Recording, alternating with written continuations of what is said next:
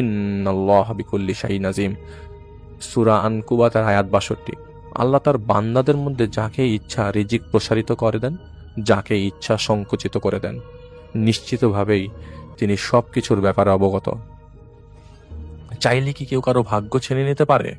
না, পারে না। তারা অজ্ঞ, জ্ঞানহীন। জিজ্ঞেস করে দেখো তো মারিয়ার বিদেশ যাওয়ার কোনো ইচ্ছে ছিল কিনা? জাহিদ আমির সাহেব বলছে, কারণ যে ওর ক্ষতি করেছে সে চেয়েছে মারিয়া যেন সফলতা লাভ করতে না পারে। কেউ তাকে জাগায়নি। কাফেরের স্বভাব মিথ্যা বলার। মেয়েটার বান্ধবী যে প্রথম দিন মারিয়াকে ফোন দিয়ে বলেছিল তার ঘর এলোমেলো, আসলে সে বানিয়ে বলেছিল এই কথা। আর ঘটনাচক্রে তার ফোন কলের কথাটা মিলে যায়। এখন কেউ যদি সন্দেহ করে জাদুটোনার, তবে যাতে সে নিরপরাধ মেয়েটাকে যেন এখন নিরপরাধ হয় সেটাই তিনি ব্যবস্থা করেছিল।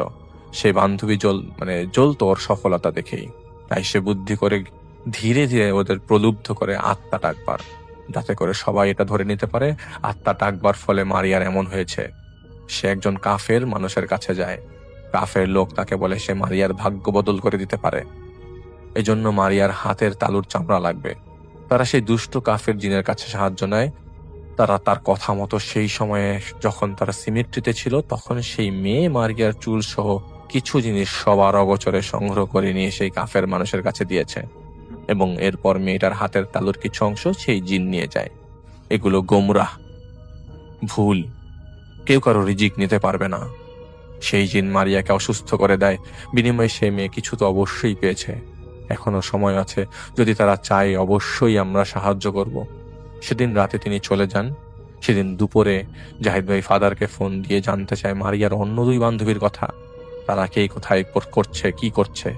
পরে ফাদার জাহিদ ভাইকে জানান মারিয়ার এক বান্ধবী স্কলারশিপ পেয়ে ইউকেতে চলে গেছে। মারিয়ার কন্ডিশন খারাপ হওয়ার ওরটা ওর বান্ধবীকে দেওয়া হয়, আর আরেক বান্ধবী তার মতোই পরে লেখা চালিয়ে যাচ্ছে। মারিয়া স্কলারশিপের জন্য অ্যাপ্লাই করেছিল, সেটা হয়নি, সেটা নিয়ে গেছে মারিয়ার আরেক বান্ধবী। তো যাইতে বুঝতে পারে এই সেই মেয়ে যে স্কলারশিপ পাওয়ার জন্য এই কাজটা করেছে। তো জাহিদ ভাই ফাদারের সাথে দেখা করে, ফাদারকে বুঝিয়ে বলে, কিন্তু এটা যে বান্ধবী করেছে তা জাহিদ ভাই এড়িয়ে যায়। তো জাহিদ ভাই মারিয়ার বাবার সাথে কথা বলে। এর মধ্যে কিন্তু মারিয়া ঠিক ছিল। 2 দিন পর সব প্রস্তুতি নিয়ে জাহিদ ভাই মারিয়াদের বাসায় যায়। আগে থেকে সেই বদ জিন মারিয়াকে ধরে রেখেছিল। জাহিদ ভাই ঘরে ঢুকে মারিয়ার সামনে বসেছিল। জাহিদ ভাই তাকিয়েছিল ওর দিকে। কিছু সময় জাহিদ ভাই কথা বলেনি, আর তখন সে বলতে শুরু করে, ভাব দেখাচ্ছিস?